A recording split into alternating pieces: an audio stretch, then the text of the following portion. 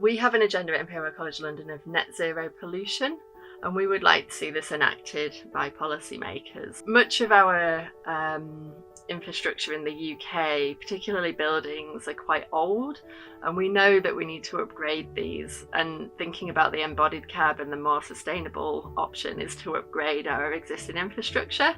The challenge is vast in terms of what we need to achieve, especially in terms of our building stock, which emits 40% of global CO2 emissions.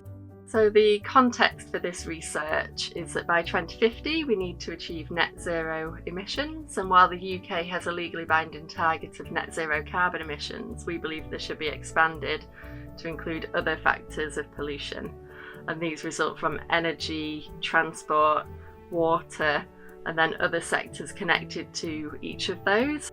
Our research has found that a systems approach to planning infrastructure interventions, such as housing retrofit, could be beneficial. In the past, planning decisions have sometimes been made with a siloed approach. By taking a systems approach to decision making, we can help to avoid unintended consequences. So, for example, if we focus on operational energy alone within the building stock, we might neglect to think about the impacts of the material selected for retrofit within that building. And that could have consequences on future health, future reuse of the building materials, and what happens at the end of their life. So we believe it's important to consider the connected systems to decisions being made. And one approach that could assist with this is more sharing of data within a local area. So if there is more open access data available on the impact of interventions, this could be shared between different parties, between potentially different teams within a local authority. We would be really keen to speak to policymakers on a more regular basis about our research, both to learn from you and what you would like to see within our research, and also to communicate the benefit that we think taking a systems approach and aiming towards net zero pollution, how that could benefit the decisions that you're making. And we believe that this two-way dialogue can help to shape that. There's tools that we use in the research environment which could be applied to policy-based decision making.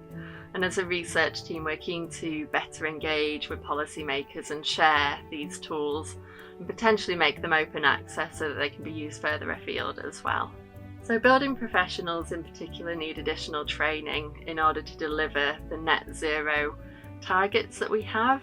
This is going to require a big step change from the current practices, and it's going to require investment, time, consideration of what they need to become equipped. The changes that we need to make do require urgent action, and we believe it will require a shift in current practices at every level. So we would like to see academics working with other disciplines. We would like to see policymakers working across government departments. We would like to see practitioners working with practitioners that they don't usually work with and communicate with. And we think that this will allow a systems approach to achieve net zero pollution.